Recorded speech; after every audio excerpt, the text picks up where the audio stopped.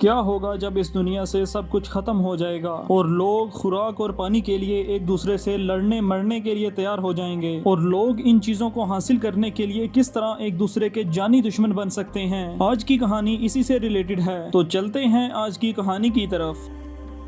कहानी के आगाज में हमें दिखाया जाता है कि दुनिया से सब कुछ खत्म हो चुका था और फिर हमें एक ग्रीनरी वाला एरिया दिखाया जाता है। एक लड़की अपनी दोस्त के साथ एक जगह पर जाते हैं और वो लड़की दरख्त से सेब उतार रही थी। उसका नाम फ्यूरोसा था। फ्यूरोसा को अचानक से बाइक्स की आवाजें आती हैं। जब वो दूसरी जानिब देखती है तो वहाँ पर बाइकर्स कबीले के कुछ लोग मौजूद थे। फ्यूरोसा चुपके से उन बाइक्स के पास जाती है और उन बाइक के फ्यूल पाइप काट देती है और उनमें से कुछ आदमी फ्यूरोसा को देख लेते हैं और उसे पकड़ने के लिए उसके पीछे भागते हैं और वो फ्यूरोसा को पकड़ लेते हैं। फ्यूरोसा एक विसल बजाती है जिसकी वजह से उसके कबीले वालों को पता चल जाता है कि वो मुश्किल में है और फिर उसकी माँ और उसके कबीले वाले उसे बचाने के लिए वहाँ से निकल पड़ते हैं। फ्यूरोसा की माँ घोड़े पर बैठकर उन बाइकर्स का पीछा करती है और दूसरी तरफ कबीले के लोग फ्यूरोसा को पकड़ते हैं और वहाँ से निकल पड़ते हैं। फ्यूरोसा की माँ एक बाइकर को पकड़ लेती है और उसे मार देती है। इस तरह वो उसकी बाइक हासिल करने में कामयाब हो जाती है और फिर वो बाइक पर ही उन लोगों का पीछा करने लगती है और दूसरी तरफ दिखाया जाता है कि वो बाइकर्स काफी स्पीड से अपने कबीले की तरफ जा रहे थे और फिर फिरोसा की माँ एक जगह पर पहुंचती है जहां पर वो देखती है कि वो अपने कबीले के अंदर दाखिल हो रहे थे। वो बाइकर जब कबीले पहुंचता है तो वो उनको बताता है कि ये लड़की बगैर किसी ऐब के है और इसे किसी किस्म की कोई बीमारी नहीं और मैं ही इसे अब अपने मालिक के पास लेकर जाऊंगा और इनाम हासिल करूंगा।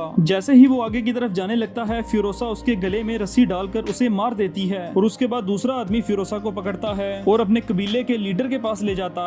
वो आदमी अपने लीडर को बताता है कि इस लड़की को किसी किस्म की कोई बीमारी नहीं है और ये एक ऐसे इलाके से आई है जहाँ पर हरियाली मौजूद है। उसके बाद वो लीडर फ्यूरोसा से उस जगह का पता पूछने की कोशिश करता है लेकिन फ्यूरोसा कुछ नहीं बोलती और फिर उनका लीडर उनसे फ्यूरोसा का ख्याल रखने को कहता है और फिर दिखाया जाता है कि अचानक से सहराई तूफान आ जाता है और फ्यूरोसा की माँ भी अपना हुलिया बदलकर उसे बचाने के लिए उस कैंप में चली जाती है। वो वहाँ पर मौजूद लोगों को मार देती है और फ्यूरोसा को अपने साथ लेकर वहाँ से फरार हो जाती है। लेकिन बाइकर्स को पता चल जाता है कि उसकी माँ फ्यूरोसा को लेकर वहाँ से निकल चुकी है। इस तरह बाइकर्स का लीडर अपने साथ कुछ आदमियों को लेता है और उनके पीछे निकल पड़ता है। फ्यूरोसा और उसकी माँ जब पहाड़ी इलाके के करीब पहुँचते हैं तो उन्हें पता चल जाता है कि बाइकर्स उनके पीछे आ रहे हैं। फ्यूरोसा की माँ उसे बाइक पर बिठाती है और उसे कहती है कि तुम सीधी यहाँ से अपने कबीले की तरफ निकल जाओ, मैं बाइकर्स को यहाँ पर रोकने की कोशिश करती हूँ। इस तरह फ्यूरोसा वहाँ से निकल जाती है। बाइकर्स काफी ज्यादा तादाद में थे इसलिए वो उनका मुकाबला नहीं कर पाती और इस तरह फ्यूरोसा की माँ को बाइकर्स कबीले के लोग पकड़ लेते हैं और उससे जबरदस्ती पूछने की कोशिश करते हैं कि हमें उस कबीले का बताओ जहाँ से तुम आई हो और फिर फ्यूरोसा भी वहाँ पर पहुँच जाती है। लेकिन बाइकर्स कबीले का सरदार काफी जालिम था इसलिए वो उसकी माँ को मार देता है और फिर दिखाया जाता है कि बाइकर कबीले का सरदार फ्यूरोसा को अपने साथ रखना शुरू कर देता है और उसे एक पिंजरे के अंदर कैद रखता है। और फिर दिखाया जाता है कि एक दिन बाइकर्स कबीले के कुछ लोग खुराक की तलाश में कहीं जा रहे थे तो उन्हें सफेद कलर का एक इंसान नजर आता है। वो उन्हें कहता है कि अगर तुम लोग मेरी जान बचाते हो तो मैं तुम्हें एक ऐसी जगह पर लेकर जाऊंगा जहाँ पर ग्रीनरी मौजूद है और बहुत सारा पानी भी है। इस तरह बाइकर्स उस आदमी को अपने साथ लेकर उसके इलाके में पहुंच जाते हैं और फिर उनके सरदार को दिखाया जाता है जिसने मुंह पर मास्क पहना होता है और उसका नाम इमोर्टन जो था। बाइकर्स कबीले का सरदार उन्हें कहता है कि तुम्हारे पास जो कुछ मौजूद है वो हमें दे दो वरना हम तुम पर हमला कर देंगे। लेकिन इमोर्टन जो के पास एक ऐसी आर्मी मौजूद थी जो उसके लिए मरने के लिए तैयार थी, इसलिए वो बाइकर्स पर हमला कर देते हैं और उन्हें वहाँ से भागने पर मजबूर कर देते हैं। और जब बाइकर्स रात के वक्त अपने घर वापस जा रहे थे तो उन्हें रास्ते में एक बहुत बड़ी इंडस्ट्री नजर आती है। वो इंडस्ट्री असल में एक ऑयल फैक्ट्री की तरह थी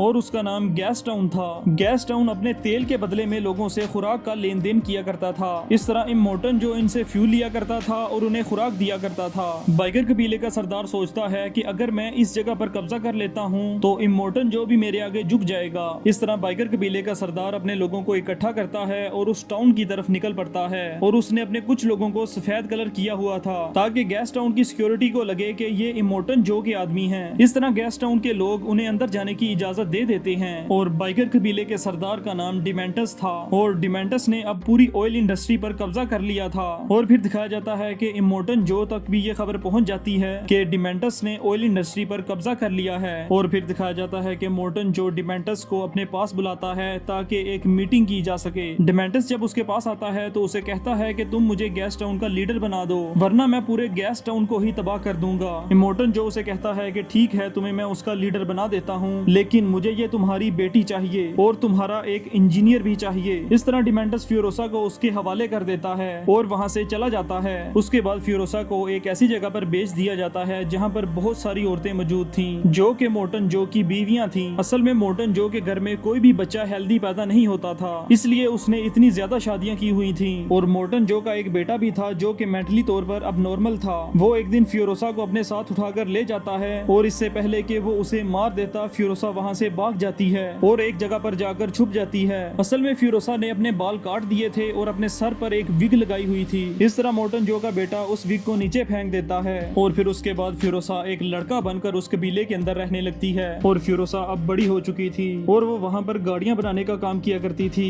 और कबीले के लोग उसे एक लड़का ही समझते थे, क्योंकि वो उनके सामने एक गूंगा होने की एक्टिंग कर रही थी और वो उनके सामने कोई बात नहीं करती थी। और फिर दिखाया जाता है कि वो सब लोग मिलकर एक काफी बड़ा ट्रक बनाते हैं, जिसके जरिए से वो अपना सामान दूसरों तक पहुंचा सकें और दूसरों का सामान अपने तक ला सकें। और इस कबीले के पास एक राइडर मौजूद था जिसका काम सामान को एक्सचेंज करवा कर सही सलामत कबीले वापस लाना था। इस तरह वो नए ट्रक को अपने साथ लेकर वहाँ से निकल पड़ता है और रास्ते में डिमेंटस के लोग उनके ट्रक पर हमला कर देते हैं। और दिखाया जाता है कि फ्यूरोसा भी उसी ट्रक के अंदर छुपी हुई थी, क्योंकि वो इस कबीले से भागकर अपने कबीले की तरफ जाना चाहती थी। इस तरह मोर्टन जो की आर्मी और डिमेंटस की आर्मी के दरमियान काफी ज्यादा खतरनाक लड़ाई चलने लगती है और फ्यूरोसा भी उस लड़ाई के अंदर शामिल हो जाती है और उनका मुकाबला करती है और डिमेंटस के आदमियों को मारने में कामयाब हो जाती है। और उसके बाद फ्यूरोसा उस राइडर के पास जाकर बैठ जाती है। उस राइडर का नाम जैक था। जैक ट्रक को रोकता है और फ्यूरोसा को नीचे उतार देता है और उसे कहता है कि अगर तुम यहाँ से फरार होना चाहती हो तो तुम जा सकती हो, लेकिन फ्यूरोसा ये करने से इनकार कर देती है और उसके साथ ही रहने का फैसला करती है। इस तरह वो दोनों मिलकर गैस टाउन के अंदर पहुंच जाते हैं, जहाँ डिमेंटस फ्यूरोसा को देखता है लेकिन वो उसे पहचान नहीं पाता, क्योंकि फ्यूरोसा अब काफी बड़ी हो चुकी थी। डिमेंटस जैक से कहता है कि हमारे पास ऑयल के रिजर्व्स खत्म हो चुके हैं, लेकिन हमें तुमसे खुराक चाहिए। जैक ऐसा करने से इनकार कर देता है और वो उन पर हमला कर देते हैं और उनका सारा फल वहाँ से चुरा लेते हैं। इससे पहले कि उस कबीले के लोग उन्हें मार देते, डिमेंटस उन्हें वहाँ से बाहर निकलने में उनकी मदद करता है। जैक और फ्यूरोसा वापस जाते हैं और ये सब कुछ मोर्टन जो को बताते हैं। जैक मोर्टन जो को बताता है कि वो तुमसे मीटिंग करना चाहता है और मोर्टन जो डिमेंटस से मुलाकात के लिए मान जाता है। और फिर दिखाया जाता है कि जैक को पैगाम मिलता है कि वो डिमेंटस से मुलाकात करे। इस बार वो फ्यूरोसा को एक कार के अंदर बिठाता है और उसे कहता है कि हम सब के पीछे आओ और जैसे ही हम गैस टाउन के अंदर चले जाएंगे तुम अपनी कार लेकर वहाँ से निकल जाना और अपने कबीले की तरफ वापस चली जाना। इस तरह वो ट्रक लेकर जैसे ही गैस टाउन के अंदर एंटर होते हैं तो उन पर हमला हो जाता है। फ्यूरोसा अपनी कार को वापस मोड़ती है और गैस टाउन के दरवाजे बंद कर दिए जाते हैं। फ्यूरोसा बाहर ही खड़ी थी और जैक को बचाने की कोशिश करती है और इंतजार करती है कि जैक भी बाहर आ जाए और वो दोनों गाड़ी में बैठकर वहाँ से निकल जाएं। जैक ग्रीन कलर का एक फायर करता है, जिसका मतलब था कि वो फ्यूरोसा को वहाँ से जाने का कहता है। फ्यूरोसा गाड़ी में बैठती है और वहाँ से निकल पड़ती है, लेकिन थोड़ी ही दूर जाने के बाद फ्यूरोसा रुक जाती है और वापस गैस टाउन की तरफ निकल पड़ती है, क्योंकि वो जानती थी कि जैक इस जंग के अंदर अकेला है और उसे उसकी मदद करनी चाहिए। इस तरह फ्यूरोसा एक स्नाइपर लेकर गैस टाउन के अंदर चली जाती है और जैक के ट्रक के करीब आने वाले लोगों को मारने लगती है। इस तरह फ्यूरोसा स्नाइपर की मदद से डिमेंटस को भी रोकती है ताकि वो जैक पर हमला ना कर सके।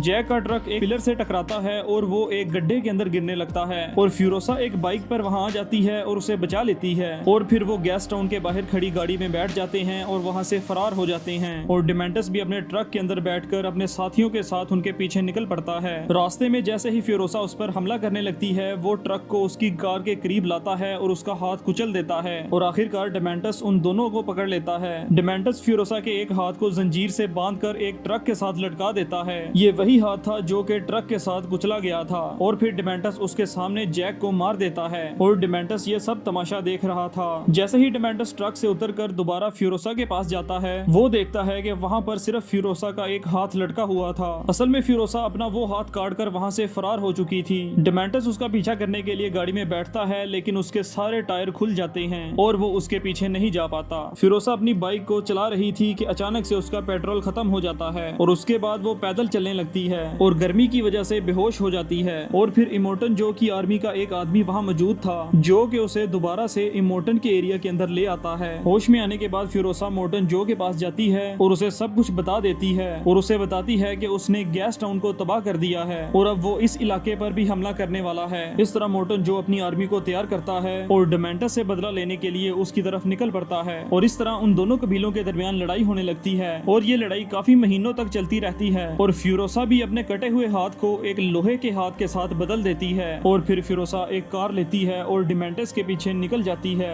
डेमेंटस की आर्मी अब खत्म हो चुकी थी, बस चंद लोग ही उसके पास मौजूद थे। इस तरह फ्यूरोसा उनके बचे कुचे आदमियों को भी मार देती है और आखिरकार फ्यूरोसा डेमेंटस को पकड़ लेती है। डेमेंटस ये नहीं जानता था कि वो लड़की कौन है और वो उसे क्यों मारना चाहती है। फ्यूरोसा उसे बताती है कि मैं वही लड़की हूँ जिसे तुमने आज से 15 साल पहले अपने पास बंदी बनाया था और मेरी माँ को भी तुमने मार दिया था। उसके बाद फ्यूरोसा उसे अपनी गाड़ी के पीछे बांधती है और अपने साथ ले जाकर एक गड्ढे के अंदर डाल देती है और एक बीज को भी उसके साथ ही दफन कर देती है। कुछ सालों के बाद वो बीज एक दरख्त के अंदर बदल जाता है जो कि अपने न्यूट्रिएंट्स डेमेंटस की बॉडी से ले रहा था और इसके साथ ही कहानी खत्म हो जाती है।